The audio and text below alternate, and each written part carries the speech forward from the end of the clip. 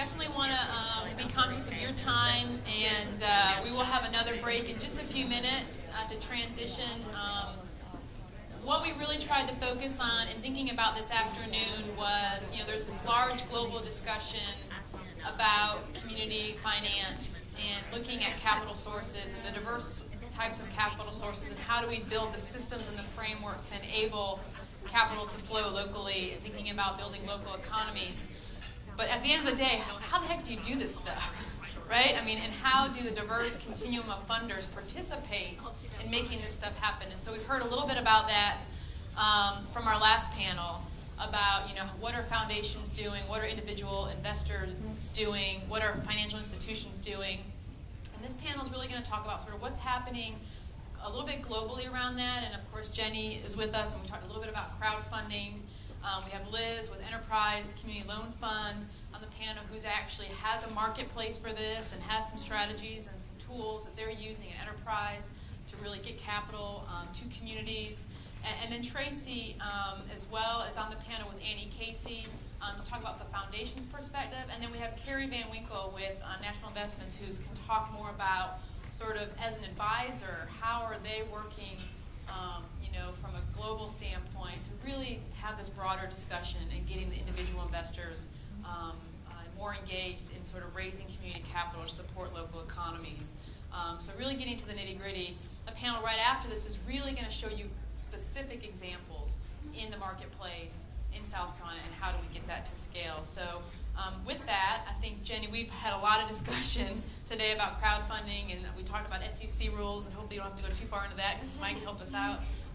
But from your perspective, sort of what's happening around this space that's really started creating scale, and how do we sort of actualize that here in South Carolina? Thank you. So I'm Jenny Kassan. I'm the CEO of Cutting Edge Capital, and I'm also a securities attorney at Cutting Edge Counsel, which is our sister law firm. And we've been really focusing for the past 5 years or so on this question of how to open up this kind of investing to everybody. It's thrilling to me that question has been coming up a lot today. I can't tell you how many conferences I've been to where there will be discussion all day about impact investing, and no one asks, is this open to the 95% of us or so that are not wealthy accredited investors? So I'm really excited to talk about that. What we've been really working on are direct public offerings, which is a tool that involves a state-level registration. So I did ask a question about that earlier. There's a lot of focus on these new crowdfunding laws. There's the federal crowdfunding law. There's state-level crowdfunding laws going into effect, as we talked about. But it's actually possible under existing law. In some states it's a little easier than others, but it is possible to register an investment opportunity and actually offer the investment publicly, allow anybody to invest. We've been working on this now for a while, so we've actually done this in many, many states. California, New York, Massachusetts, Washington, Oregon, New Jersey, Connecticut, I think are the ones we've done so far, and we're really trying to expand that. So it is actually possible today under existing law to do this. There are federal exemptions that allow you to do this either within a single state or in multiple states. So that's what we've been really focusing on, and what we find is that when you do open up these investment opportunities to everybody, a lot of the things that Sandy and Andrea were talking about kind of happen naturally, where there's a real sharing of risk and sharing of return. It's not like investors coming in and saying, I just want the highest return at the lowest risk. Because these are community investors who are investing not just to make a financial return, but also because they're investing in something they care about, oftentimes the returns are what some would consider relatively low, so far at least on the ones we've worked on. But people are willing to accept a lower return because, one, because like I said, they really believe in what they're investing in, and two, because frankly, unaccredited investors don't have that many options to get really high returns on their investments. We can maybe put our money into a bank and get like a 0.01% return, or or we could put our money on the stock market where it goes up and down quite a bit, but on average it's like 2 to 3% overall, over the life of stock market investing. So if I can get a 4% return investing in something in my own community that I really believe in, I can be pretty excited about that. And that's kind of what we've seen. Our clients are usually raising between a few $100,000 to a couple of million. And so far, all the ones we've worked with have been quite successful. There's definitely a challenge with getting these to become more mainstream. We did create a listing site called cuttingedgex.com, which is a place where you can find these investment opportunities. So they're open to unaccredited and accredited investors, and they are social impact investments, mission-driven investments. There's not a lot up there right now, but our goal is to have a lot more soon, little by little. Actually, RSF Social Finance is one of the investments listed there because they actually do offer an investment opportunity to the public, $1,000 minimum. So our goal is to someday have hundreds of listings there of investment opportunities that are open to anybody. They do tend to be state-specific. But if you want to see a great example of one, there's one called Cerro that's up there now. It's a really great small business in Boston. Unfortunately, if you're not a Massachusetts resident, you can't invest, but I definitely recommend checking it out as an example of the kinds of investments we really love to get out there. Let's see, I think I'll stop there, but happy to answer questions. Thanks, Jenny, and thinking about the tools and sort of what you're seeing. And I know, Liz, that enterprise is sort of capitalizing on this discussion, both from not only raising capital but deploying it and the resources that you're providing. You can talk a little bit about the work that you're doing, enterprise. Sure. So, you want to hear me okay? No. Any better? There we go. Oh. There we go. So I'm going to kind of start from the beginning, which is the Enterprise Community Loan Fund, which is a national CDFI really operating across the country to finance affordable housing and some additional community facilities. We launched one of these retail products that people have kind of alluded to over the day. We call our Enterprise Community Impact Note, and very similar to the Calvert Foundation Community Investment Note, similar to the RSF Social Finance Note. It's a state-registered security, so we go state by state in blue sky in order to raise money from retail investors. We have a $5,000 minimum instead of a $1,000 minimum, and we've had pretty good success attracting about $25 million over the course of 4 years into that product. And that's been just a fantastic way to engage the communities that we support in the work that we do, and also work with a number of our partners who had some cash that was earning that 0.01%, and they said, well, we know enterprise, we know your track record, we'd love to put some money into that. But at the same time, we realized there were a lot of barriers in order to access the mainstream capital markets, and kind of kept hitting up against why we couldn't sell with financial advisors, why certain institutions couldn't work with us. And so we started talking to about 26 institutions across the country who have these types of note products, and really identified what about 100% of the barriers were, and we're working on a solution that we think solves about 80% of those barriers. And that's this platform that we've talked about so far. It's in development, it's not live yet, but we're pretty excited because it addresses the crowdfunding element, it addresses some of these accredited investor products, and these retail note products. And what we're calling it for the time being is the Community Investment Marketplace. And we're working in partnership with City First Enterprises, which is a DC-based CDFI bank, and a brokerage company called Folio Institutional. And the combination of the three of us has allowed us to go out to the marketplace and say to all the CDFIs that have no programs that we'd like to take off some of the back office burden. And one of the things that hasn't been mentioned, at least directly, is how costly these retail products are to develop. We estimate that you need to raise about $25 million in the span of about 3 years to justify all the costs associated with developing that. And for a lot of the institutions that we've spoken about today, that's kind of an unattainable number. We want to bring that number way down and help people who want to raise something like $5 to $10 million access these mainstream capital markets without jumping through all those hurdles. So we're going to solve some of the administration burden. We're going to work on accessing markets and doing the marketing. So we've heard a lot about how hard it is to identify those local investment opportunities. We think by creating one marketplace where people can come in and search by geography, but also by impact area, we can help people find what they're looking for really quickly. I talk to a lot of consultants and wealth advisors on a regular basis who say, I have such a hard time finding the deal that meets the community impact. And I think when you start talking about local and community impact, that's when people are willing to make some of the trade-offs of risk, return, and impact.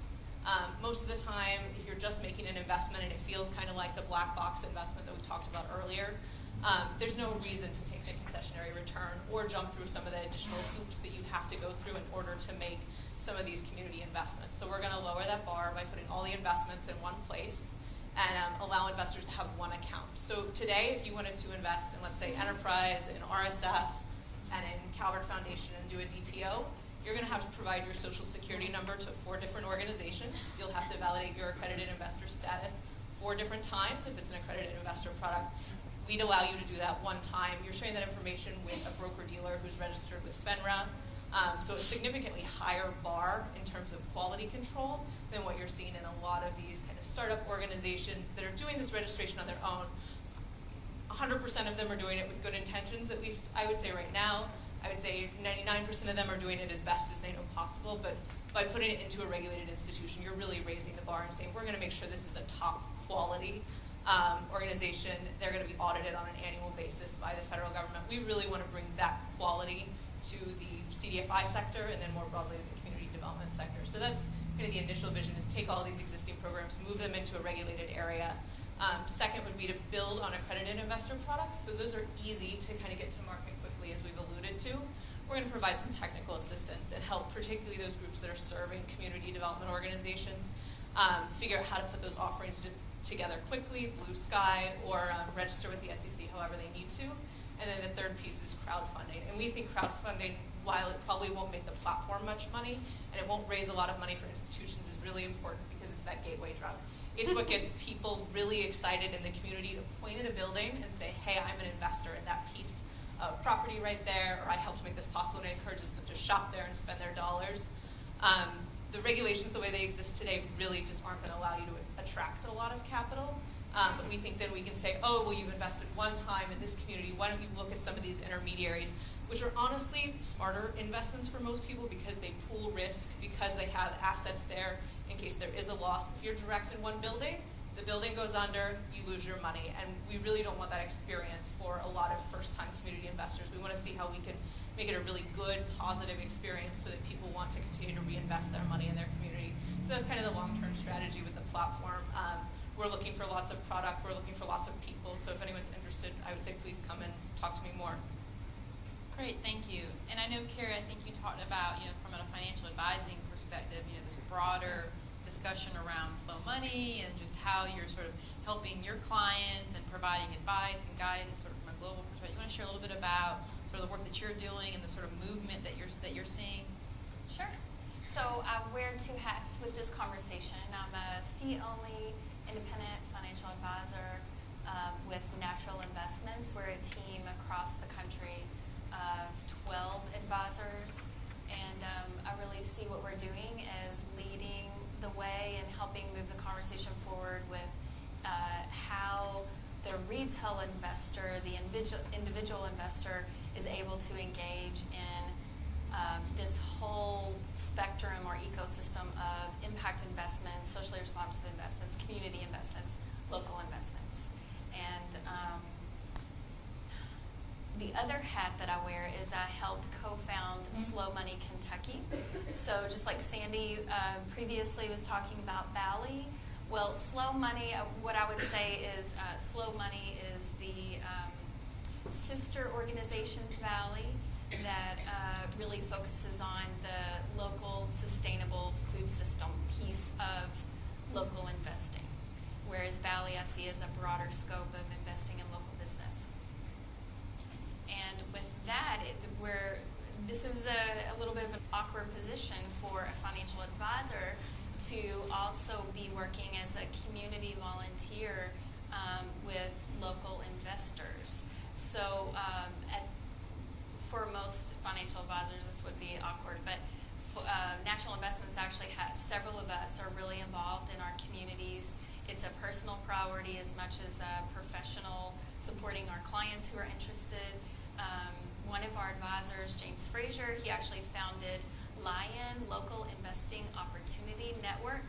If you want to do local investing or want to learn more, that's the place I would start, is learning about that model, because it's the simplest, easiest way to roll out local investing that I know of. James is also getting ready to birth a new website where he's built a lot of information. Most of it will be free. It's called Local Investment Resource Center, and hopefully it will be rolled out, if not by the end of the year, then by the beginning of next year. And you'll be able to access interested potential investors doing local investing will be able to access some amazing resources he's developed, like a basic on due diligence. And then potential borrowers on the entrepreneur side, he's developed some great resources there as well. So you can see we're not your typical investment advisory firm. But what we do is we help connect our clients with some of the opportunities that you've heard about, and then a whole toolbox of other opportunities. So if a client comes in, RSF might be a potential investment, or Bill mentioned TriLink Global.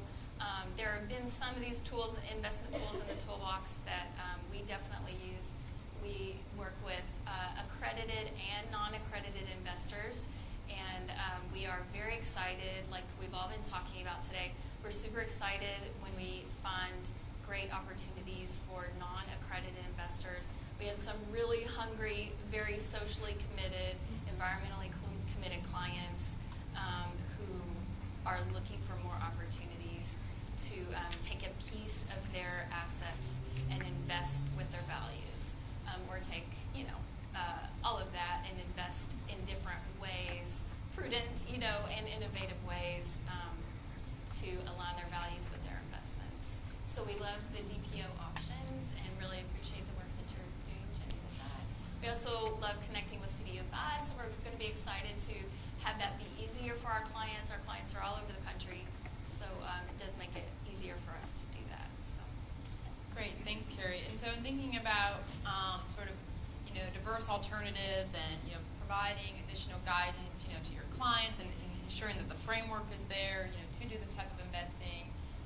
We're talking a lot about individuals and how advisors can advise them, but a large capital source in our communities are our foundations. We talked a lot about community foundations and individual foundations, and Tracy with Annie Casey has joined us today.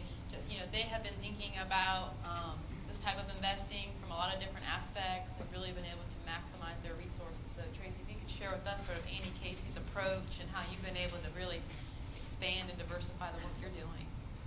Sure.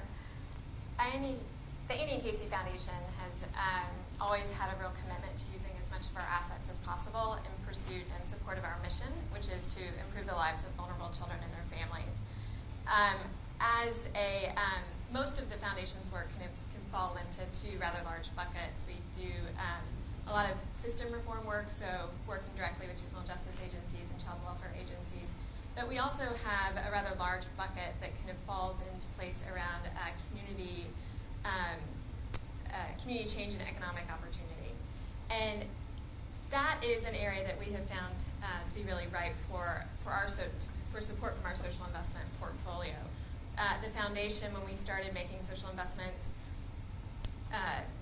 more than 12 years ago now, we really thought that that's where most of our investments were going to go, but wanted to make sure that we created an approach that made the capital available to all of our programs across the foundation's grant-making strategies.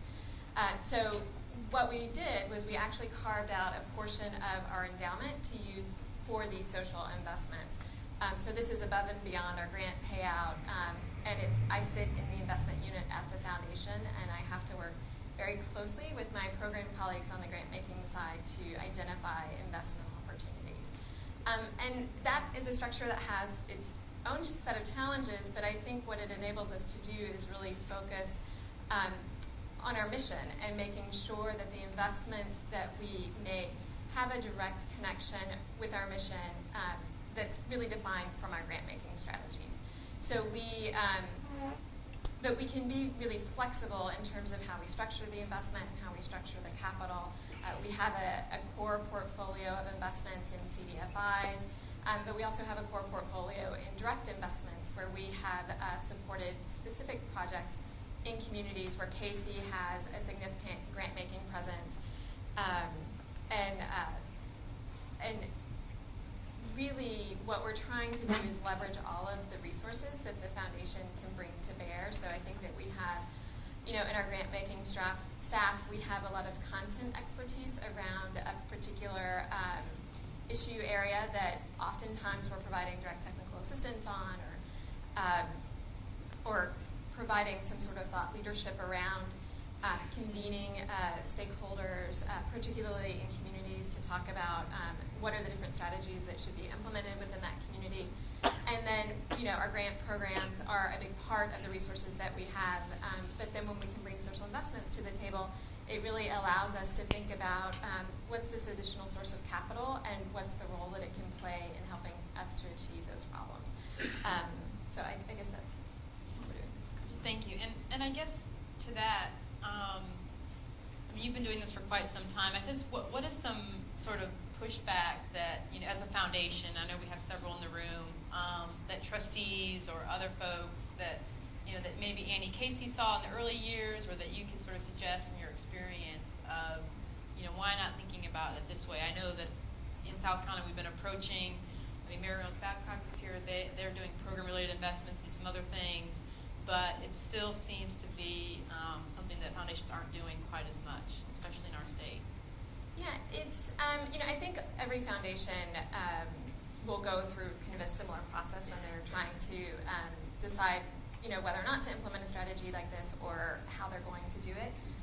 So the social investment program at Casey preceded me, but there was a story where the president of the foundation was very committed to using more of our assets in pursuit of our mission. He convinced the trustees to do it, and he brought it back to the foundation, and the chief financial officer at the time was like, this is either a really bad investment or it's a bad grant. I don't understand why you want us to do this. And it became an implementation problem for Casey in terms of how could we do that. And, and the breakthrough came that our CFO retired and we hired somebody new, and it became institutionalized.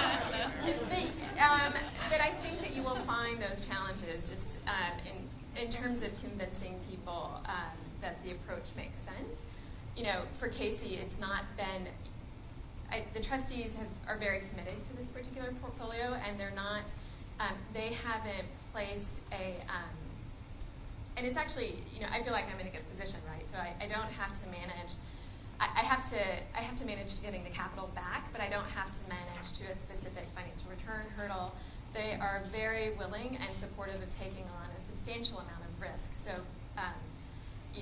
above and beyond what a lot of social investors will do. And so I think that that's made my job a lot easier. I think that as more foundations kind of get into this space, and people like, the Kleisners talk about their experience, it's, some of that, I think, broad resistance seems to be kind of waning a bit. I think foundations still have to figure out whether or not they're comfortable using their corpus to make those investments, or if they want to carve out a grant portfolio to do program-related investments. And it becomes a very kind of personal reflection on the foundation's, what they're trying to accomplish and how they want their strategy for accomplishing it. Great, thank you.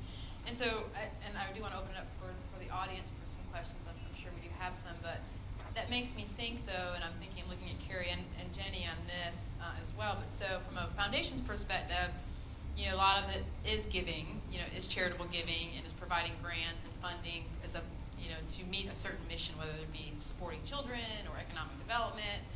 From an individual investment standpoint, and as an advisor, and the work that you're doing, Jenny, that probably seems a little trickier, right? Because people potentially are wanting a significant return on their dollars.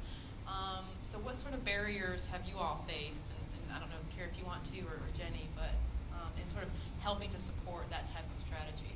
Well, in a way, I think that probably the individual investor conversation parallels the shift in thinking with the community foundation culture around impact investing, and that this is not charitable giving that we're talking about in this piece that you're talking about. It is investing. Though it's worth mentioning, because it kind of came up earlier, that one really easy way to build some momentum with local investing is through Kiva Zip. You might be familiar with Kiva. If you're familiar with that at all, they're a platform to invest in microfinance projects internationally.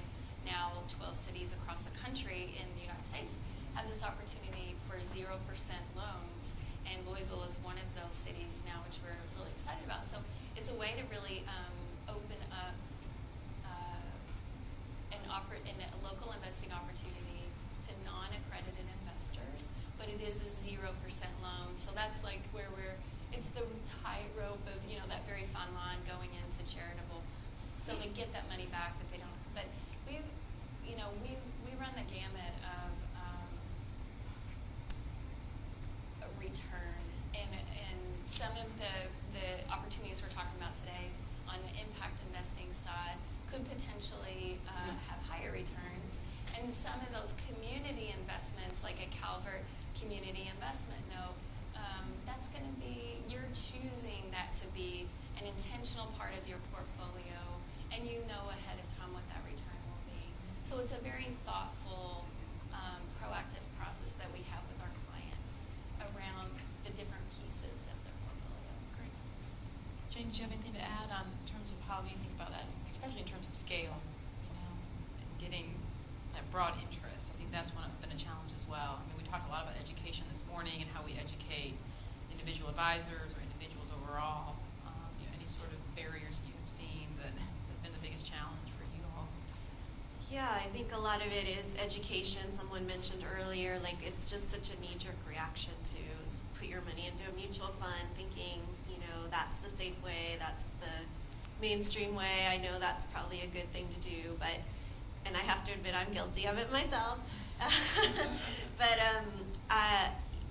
if you really do look at the performance of the stock market over the long term, it really isn't so great. It goes up and down, and a lot of people are starting to question, like, is this really a safe investment over the long term? Because a lot of the value of the stock market is based on the belief that we can keep extracting from the earth forever, and there's an unlimited, bunch of fossil fuels that we can burn, and we know that that's probably not true. So if you really look at your options, investing in your own community in something that's going to make your life better, that's going to make your community more resilient when we do start to run into more issues with, the changes that are happening to our planet, that actually could be a safer investment. It's hard to think that way sometimes, but I think, we need to start opening up our mind to that. And then also the idea that we shouldn't always be thinking of the dichotomy of charitable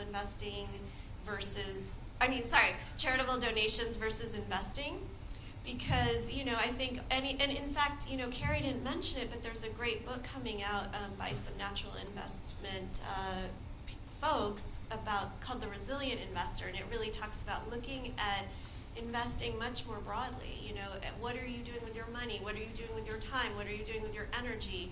And, when you make a charitable donation, who can shout out the financial return on a charitable donation? Anybody? Gage, anyone? Foundation? What's the financial return on a charitable donation or a grant? You get a tax credit or deduction. That's it. It's basically, if you don't take the tax aspect into account, it's basically negative 100%. So, what if you invested in something in your community that you really loved and valued and got a negative 20% return on that? Is that a bad investment? Not necessarily, So I think we need to just be thinking more broadly about investing as kind of what we do with our money, time, energy, and, how do we do it in such a way that we're reducing our risk but also creating a return by, not just a financial return that's pretty uncertain, but a return that's going to benefit us over the long term and our community and the things that we love. I don't see any hands out there. Are there some questions in the audience? Yeah, Adolphus. I remember hearing earlier about Kiva and a 0% return. So if you get a 0% return, that exempts you from all securities laws? That's the key. That's right? the theory. There's an SEC no action letter out. So will you repeat his question because some folks may not have heard it? Carrie, do you mind repeating? Sure. So he asked about the Kiva Zip loan and the 0% return, and that about the SEC legalities of that. And so that does exempt. It's the way that an accredited investor can do that. A non-accredited investor can do that legally. They're exempt from those regulations. I would say that under some state securities laws, it might be a little bit risky. Under federal law, it's pretty safe, but I would check the state level securities law. South Carolina, too. I'm not sure, actually. They sure would look like a bad guy if they came after you for that. Yeah. Do we have any questions in the audience? Yeah, Gage. So I've got a question for Tracy. It sort of amplifies a little bit. Actually, I'm going to ask anyway. Tracy, can you give Can't hear. an example We'll repeat it. for the foundation trustees here or foundation professionals? Can you give maybe one example of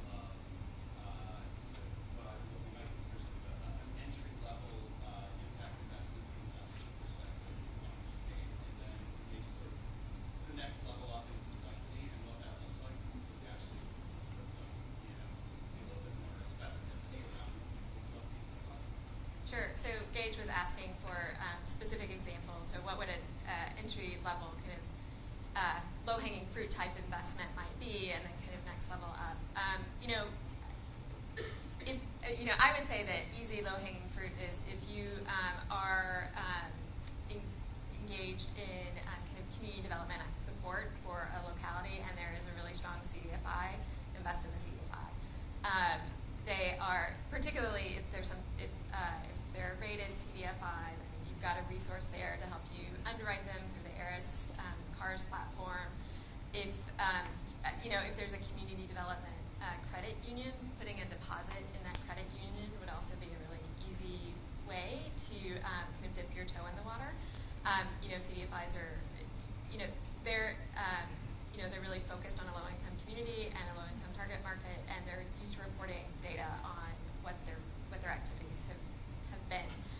I think going up the complexity ladder, the challenge in this space is that so many of the investments that you make are kind of these niche boutique type investments, and they're really kind of customized for your area of interest. I think,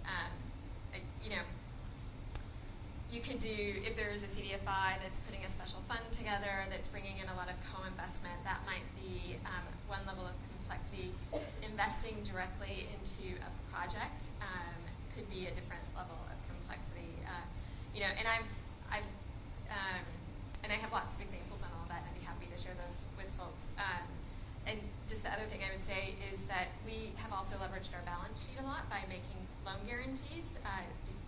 A bank would be willing to do a line of credit or to make a real estate, like a construction loan, but they just need, they want a little security. And we think that can be a really simple, easy transaction. I would say it could be, and I've had really simple guarantee transactions that have gone quickly and have been easy to do, and I've had some that have been much more complex. So it just kind of depends. Right. Was there another question? I saw a hand back here. I guess to that point, and that was so what does success look like? And I guess Liz, in thinking about enterprise, because you're both sort of raising capital with these innovative strategies and then deploying it, as a CDFI. I mean, what has been the experience? And people are worried, obviously looking at metrics and how successful are these strategies, and sort of how are you using those funds and your impact? Can you just talk a little bit about just sort of what does success look like, with enterprise and this strategy? Sure. So we launched the Enterprise Community Impact Note really to diversify our investor base. So one of our primary goals was to bring in community members into the Enterprise Community Loan Fund. So I say we have been very successful in introducing new investors to investing in CDFIs. And just to build on Tracy's point, national intermediaries are a fantastic way to start because you get a lot of diversification both in what they're lending to and where they're lending. And then the more local you go, the more specific and narrow your impact, but also the less diversified your actual investment is. So first for us was to get new investors. Second was to have more affordable, flexible capital for the communities we serve. So a lot of our institutional investors provided us with very geographically restricted capital, which didn't allow us to move into some of the areas that aren't as in need of CRA credits. So that really let us broaden our geographic footprint. So huge success there in bringing in investors who are willing to look not necessarily locally, right? So that institutional level capital that can go anywhere can be tremendously beneficial for certain organizations. And then third was just being able to do more and potentially serve borrowers that we couldn't otherwise. The kind of secret that nobody has said yet, which is kind of surprising, is that one of the reasons people are very attracted to retail capital is because it tends to be more affordable. When somebody's bringing you $1,000 or $5,000, the interest rate is not the same most of the time as it would be for somebody who's bringing $5 or $10 million to the table.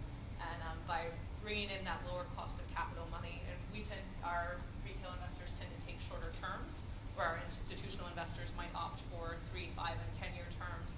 Our retail investors tend to be 2 years, but very sticky capital, so it stays with us to the tune of about 95% of investors roll over their money. But that lowered interest rate allows us to reduce the cost to the communities that we're serving. So we're able to do more at more affordable rates for people where 25 basis points, 50 basis points makes a huge difference in terms of what they can offer in terms of either services or facility quality and things like that. So overall, more people involved and connected to our community and better quality of what we're doing at the end of the day. Great, thanks. So we are in South Carolina, and some of our, as we talked earlier about some of our current innovations, and you heard about some of our tools that we have in our toolbox and things that we're thinking about moving forward and heightening this conversation. I guess, I would just ask you, and I mean, Jenny, you can maybe answer this, and then others could chime in, what would be, some lessons learned or things that you could share with us in thinking about how do we scale up this conversation, and how do we think about being successful with these types of discussions. And maybe, Jenny, you want to kick that off and sort of what can we do now that would be sort of a first step in thinking about it. Our next panel is going to talk about very specific things that are happening, but sort of from your perspective, how can we get that moving? Sure, yeah. So as I mentioned earlier when I was in the audience, I did go ahead and look at your statute, and it is a little bit tougher than some of the other states we've worked in the sense that audited financials are required to do a state level registration. But there are some good things about it. Like, I actually took some notes here. It does say that there should be a 30-day turnaround if you do a state level registration. There's a $500 fee, which is pretty low. So I would certainly look at, yes, doing a crowdfunding exemption is certainly an option, but we've been doing crowdfunding now with our clients using state level registrations for several years, and it works well. And in some ways, I like it better than the crowdfunding exemptions, because under the crowdfunding exemptions, generally, there's no vetting process at all. You just, once the exemption is passed, it basically says as long as you're not raising more than $1 million or whatever the cap is, and as long as each unaccredited investor is only putting in up to X amount, you just basically go ahead and raise money. And that sounds nice, and that's certainly appealing, but, when you do a state level registration, it does go through a vetting process with a state regulator whose full-time job it is to really review it carefully, see if there's anything unclear, ask questions, ask for some more clarity, ask you to put more risk factors up front so that people can, understand. And I think it's actually a nice balance between wanting to make it relatively easy, but also having some professional eyes on it to say, yeah, we think that you've disclosed enough and this thing is clear enough that you can go ahead and put that out to the general public. So I would certainly look at amending your existing law to make it a little bit easier. Really, all you'd have to do is, a good start would be to say that you don't have to have audited financials if you're raising, let's say, up to $1 million. neither audited nor reviewed if possible. So that would be one thing. And then another thing would be to just go ahead and do like a pilot one. Do one that's really going to be attractive. Like, for example, in the Bay Area in California, there was a direct public offering that we worked on that got a lot of attention. They got some grant money up front to kind of pay for the upfront costs. And then they did their filing with the state, and it took a few months, but the state approved it. And what it was it's called People's Community Market, and it was a for-profit business, but it was the offshoot of a nonprofit whose goal in life was to put a really healthy, high-quality grocery store in a food desert in West Oakland, a place where there hasn't been a high-quality grocery store for decades. And so they just did a really good job of getting the word out about their offering. They offered non-voting preferred stock with an annual return of 3%, but actually no obligation to pay anything for 7 years. And it took them over a year, because obviously that's a pretty challenging thing to get people to invest in. It's a startup. It doesn't even exist yet. It's a 3% annual return with no money. You may not see any money for 7 years. But they raised $1.2 million, and now they're looking for a place, and getting a lot of different people behind that, nonprofits, foundations, local government, local newspapers that all helped to kind of get the word out about it. And the minimum investment was $1,000, so it wasn't too hard for regular folks to invest in. And I would go ahead and do a pilot one, and then if it's successful, you could do more. Well, thank you. And other thoughts on the panel about early in, what could we do here in South Carolina? So I love this idea of a pilot, and I would say get the local foundations involved with the security enhancement. I mean, that's a great opportunity. If you're really going to go retail, start with one of your community development financial institutions that's already here, that's well established, that has a track record. Put an enhancement behind it from a local foundation, and go the retail market that way, and jump through the hurdles, invest a little bit of the money.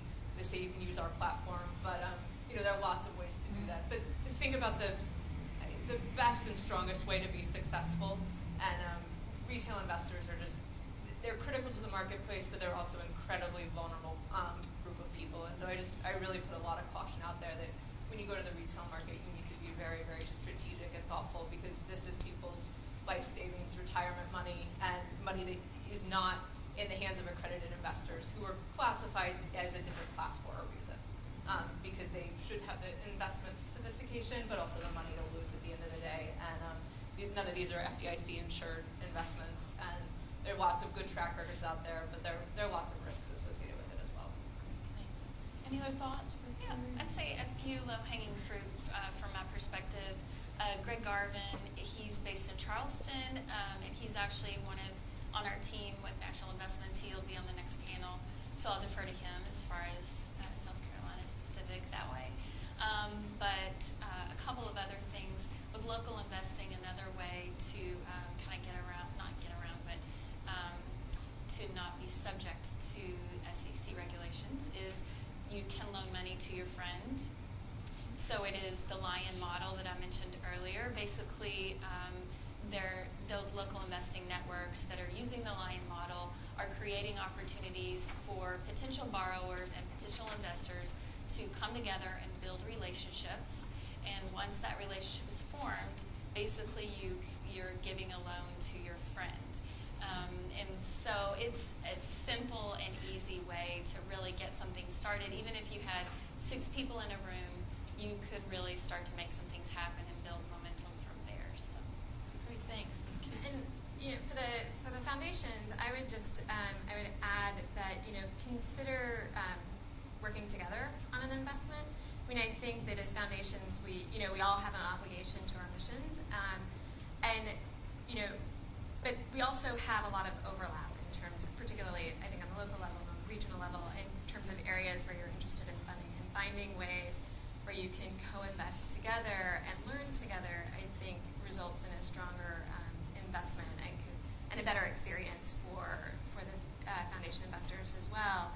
And I would say, don't get, I've had people tell me, oh, we're going to go into social investing and we don't want to invest in the low-hanging fruit because that's not interesting. And and I don't think that that's true. I mean, I think that when you build a relationship with a strong local CDFI or other kind of fund manager, that you can really dive deep and learn a lot and have significant impact in your communities. And it's a really good experience. I mean, I don't think that these boutique deals can really generate a lot of brain damage. And I don't, honestly, and so I don't know that you need to start there, right? So. Great. Well, let's thank the panel. Thank you so much. I jotted down at least 5 things to follow up on, but we're going to transition to the next panel, so we're going to have about a 10-minute break. We are committed to getting everyone out on time. We know folks have traveled, and also we are very conscious of your time. But this next panel is really focused on how do we get this stuff done and how are people doing it. So how are these organizations being underwritten? What are the metrics? How are we actualizing investments, and how is it happening currently in South Carolina? And some examples of a diverse set of investors, both from religious institutions. So you heard Mark talk about nun money. So we have a nun in the house, right? And all the way from individual investors and group of individual investors, as well as foundations and financial institutions. So we've talked a lot about individuals, but financial institutions are key to this and have been a big part of this portfolio. So we'll take a 10-minute break and we'll bring you all back. So thank you.